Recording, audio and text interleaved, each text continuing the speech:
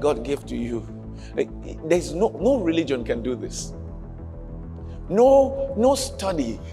I keep coming here again because you need to understand what you have in the gospel. There is no other commodity. There is no other product. There is nothing like the gospel. You have been entrusted with a message that is so pertinent, a message that is so important, a message that is so relevant that it doesn't matter the color of your skin, it doesn't matter your belief or your creed you need it. You need it. If he's a man, the man needs the gospel. He needs the gospel. This is God's examination, not man's examination. This God, the justice of God, is not blind. He's seeing, all seeing. All seeing. He says, my word is sharper than any two-edged sword. It pierces the dividing of soul and spirit. He says he knows the thoughts and the intents of the heart. He knows the thoughts and the intents of the heart. The judge sits down there and says, I don't know the thoughts, I don't know your intents, I just want evidence. I want evidence. But this God knows the thoughts. He knows the intents. He knows the motives of the heart. Yet after all the thorough godly examination, he looks at you and says, not guilty. Not guilty. That's what we say. The blood of Jesus doesn't just forgive sins, it remits. The old saints used to sing. They used to sing the song, are you washed in the blood? Are you washed? They see you asking you, are you washed in the blood? Are you washed in the blood? Because this washing is a different kind of washing. This washing is not ceremonial washing. This is the thing that man has been looking for. This is the righteousness that man has been looking for. It's not in any other thing but the blood of Jesus. Paul said in Hebrews, he says that they sacrificed year after year. He said the fact that they have to bring it year after year, it was evidence that the first one they did was not enough. So they have to come year after year. But he says this man, this one, he came once and for all time. Once and for all time. When he did it, it was perfect. It was perfect. Now when you come under the flow of that blood, when the blood takes away the sin, when God looks at it and screens it, even God can find it. Woo! That is there's no other place you can find it. Religion will tell you, okay, for this thing you have done, you need to pay penance. There's no penance. There's nothing to pay.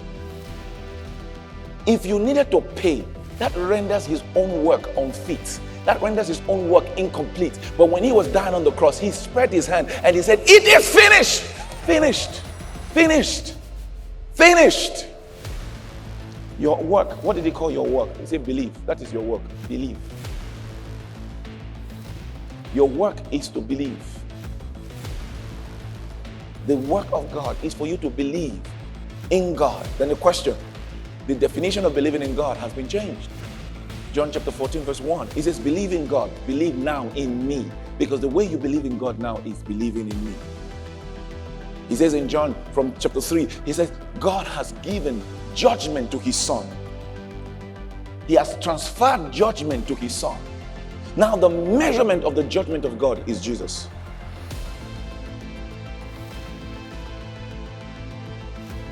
The measurement of the judgment of God is Jesus. What did you do with Jesus? In the day of Noah, what's righteousness? What was righteousness in the day of Noah? What was righteousness? What righteousness did the goat have? What righteousness did the cow have? Can a goat be righteous? Can a cow be righteous? What righteousness did the children of Noah have? What was their righteousness? The ark.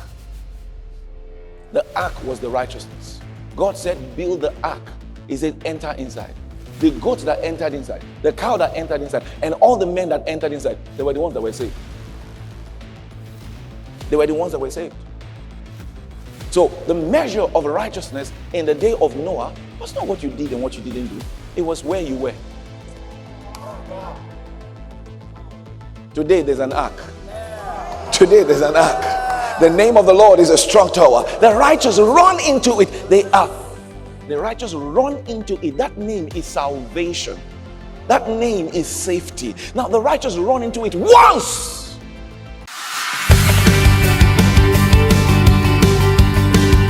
That you're not owing someone don't mean you are fine.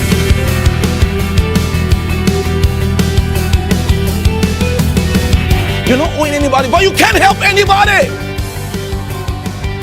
You can't help anybody. You can do nothing. All your debts have been paid, but you are not living. Bible says they who receive the abundance of grace.